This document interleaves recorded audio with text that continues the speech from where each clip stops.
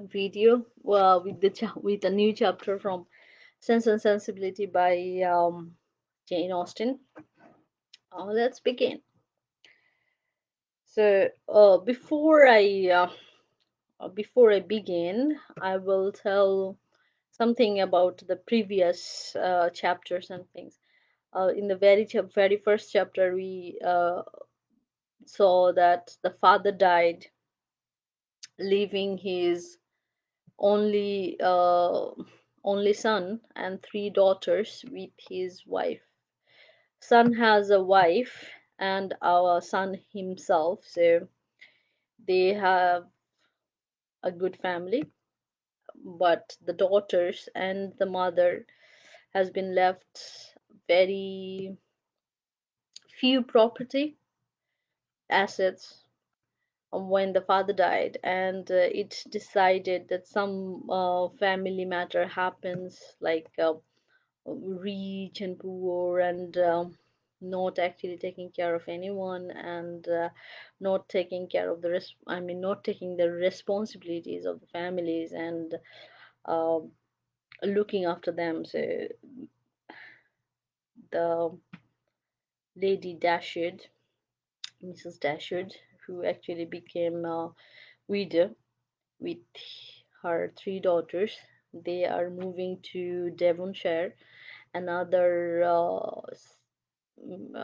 another state or province in England that time. So I will continue with their journey and everything.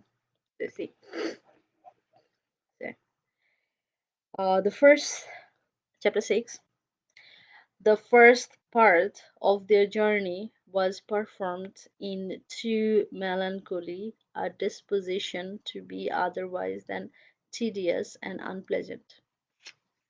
But as they drew towards the end of it, their interest in the appearance of a country which they were to inhabit overcame their dejection, and a view of Barton Valley as they entered it gave them cheerfulness. It was a pleasant, fertile spot, well wooded and rich in pasture.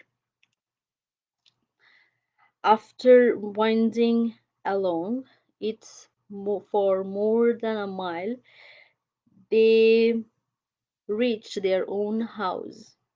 A small green court was the whole of its demesne in front, and a neat wicket gate admitted them into it. As a house, Barton Cottage, though small, was comfortable and compact, but as a cottage it was defective, and for the building was regular. The roof was tiled, and the window shutters were not painted green, nor were the walls covered with honeysuckles. A narrow passage led directly through the house into the garden behind. On each side of the entrance was sitting room, about 16 feet square, and beyond them were the offices and the stairs. Four bedrooms, two garrets formed the rest of the house. It had not been built many years, and was in good repair. In in comparison of Norland, it was poor and small indeed. But the tears which recollection called forth as they entered the house were soon dried away. They were cheered by the joy of the servants on their arrival, and each of for the sake of the others resolved to appear happy. It was very early in September. The season was fine, and from first seeing the place, under the advantage of good weather, they received an impression of its favour which was of material service in recommending it to their lasting approbation. The situation of the house was good. High hills rose immediately behind and at no great distance on each side, some of which were open downs, and the others cultivated and woody. The village of Burton was chiefly on one of these hills, and formed a pleasant view from the cottage window. The prospect in front was more extensive. It commanded the whole of the valley and reached into the country beyond. The hills which surrounded the cottage terminated the valley in that direction, under another name and in another course. It branched out again between two of the steepest of them.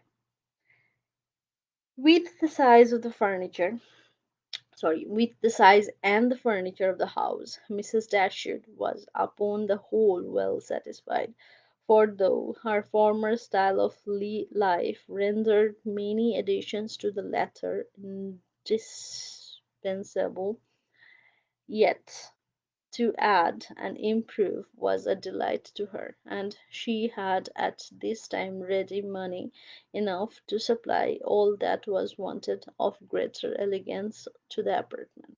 As for the house itself, to be sure, said she, it is too small for our family, but we will make ourselves tolerably comfortable for the present, as it is too late in the year for improvements. Perhaps in the spring, if I have plenty of money, as I dare say I shall, we may think about building. These parlors are both too small for such parties of our friends as I hope to see often collected here, and I have some thoughts of throwing the passage into one of them, with perhaps a part of the other, and so leave the remainder of the other for an entrance. This, with a new drawing room, which may be easily added, and a bedchamber and a garret above, will make it a very snug little cottage. I could wish the stairs were handsome, but one must not expect everything, though I suppose it would be no difficult matter to widen them. I shall see how much I am beforehand with the world in the spring, and we will plan our improvements accordingly. In the meantime, till all these alterations could be made from the savings of an income of 500 a year by a woman who never saved in her life, they were wise enough to be contented with the house as it was, and each of them was busy in arranging their particular concerns and endeavoring, by placing around them their books and other possessions, to form themselves at home. Marianne's pianoforte was unpacked and properly disposed of. Elinor's drawings were affixed to the walls of their sitting room. In such employments as these they were interrupted soon after breakfast the next day by the entrance of their landlord, who called to welcome them to Barton, and to offer them every accommodation from his own house and garden, in which their might at present be deficient. Sir John Middleton was a good-looking man about 40. He had formerly visited at Stanhill, but it was too long ago for his young cousins to remember him. His countenance was thoroughly good-humoured, and his manners were as friendly as the style of his letters. Their arrival seemed to afford him real satisfaction, and their comfort to be an object of real solicitude, wow, to him. He said much of his earnest desire of their living in the most sociable terms with his family and pressed them so cordially to dine at Barton Park every day till they were better settled at home, that though his entreaties were carried to a point of perseverance beyond civility, they could not give offence. His kindness was not confined to words, for within an hour after he left them a large basket full of garden stuff and fruit arrived from the park, which was followed before the end of the day by a present of game. He insisted, moreover, on conveying all their letters to and fro from the post for them, and would not be denied the satisfaction of sending them his newspapers every day. Lady Middleton had sent a very civil message by him, denoting her intention of waiting on Mrs. Dashwood as soon as she could be assured that her visit would be no inconvenience, and as this message was answered by an invitation equally polite, her ladyship was introduced to them the next day. They were, of course, very anxious to see a person on whom so much of their comfort and burden must depend, and the elegance of their entrance was, sorry for the disturbance, but it was actually not a disturbance, it is azan, and it's nearly fajr time, it's nearly the morning prayer time, so I'll be finishing soon, no worries. I will start with the very first sentences of this paragraph. Lady Middleton has sent a very civil message by him, denoting her intention of waiting on Mrs. Dashwood as soon as she could be assured that her visit would be no inconvenience, and as this message was answered by an invitation equally polite, her ladyship was introduced to him the next day. They were, of course, very anxious to see a person on whom so much of their comfort at Barton must depend, and the elegance of her appearance was favourable to their wishes.